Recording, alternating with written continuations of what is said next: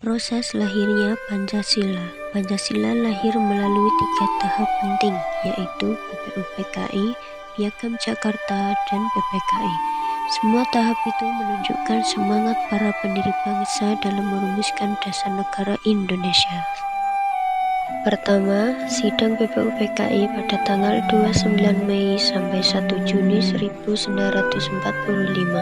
Badan Penyelidik Usaha-Usaha Persiapan Kemerdekaan Indonesia (BPUPKI) dibentuk oleh Jepang untuk mempersiapkan kemerdekaan Indonesia.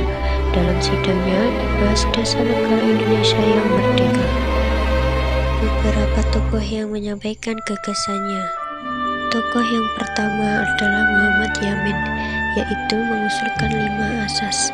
Yang pertama ada peri kebangsaan, kedua peri kemanusiaan, ketiga peri ketuhanan, keempat peri kerakyatan, dan yang kelima kesejahteraan rakyat.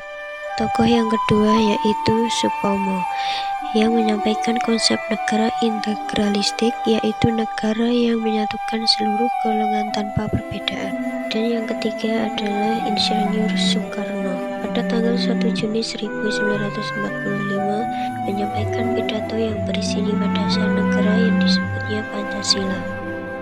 5 sila yang beliau kemukakan adalah: 1. Kebangsaan Indonesia, 2. Internasionalisme atau perikemanusiaan, 3. Mufakat demokrasi, 4. Kesejahteraan sosial, 5. Ketuhanan yang Maha Esa. Dan tanggal 1 Juni 1945 kemudian ditetapkan sebagai hari lahir Pancasila.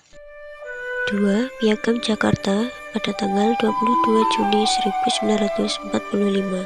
Setelah sidang BPUPKI, dibentuk panitia 9 yang terdiri dari tokoh-tokoh nasionalis dan tokoh Islam. Pada tanggal 22 Juni 1945, panitia ini menghasilkan sebuah rumusan yang dikenal dengan nama Piagam Jakarta atau Jakarta Charter. Piagam ini menjadi rancangan pembukaan Undang-Undang Dasar 1945 dan berisi rumusan dasar negara dengan sila pertama, yaitu ketuhanan dengan kewajiban menjalankan syariat Islam bagi pemeluk-pemeluknya. Piagam Jakarta menjadi jembatan penting antara gagasan nasionalis dan keagamaan dalam menyusun dasar negara. 3. Sidang PPKI pada tanggal 18 Agustus 1945. Sehari setelah proklamasi kemerdekaan, Panitia Persiapan Kemerdekaan Indonesia atau PPKI mengadakan sidang. Sidang tersebut diambil beberapa keputusan penting, yaitu yang pertama, mengesahkan Undang-Undang Dasar 1945 sebagai konstitusi negara. 2. Menetapkan Pancasila sebagai dasar negara Indonesia dengan mengubah sila pertama menjadi ketuhanan yang Maha Esa.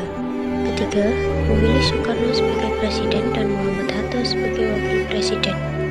Dan yang keempat, membentuk Komite Nasional Indonesia Pusat atau KNIP sebagai lembaga sementara.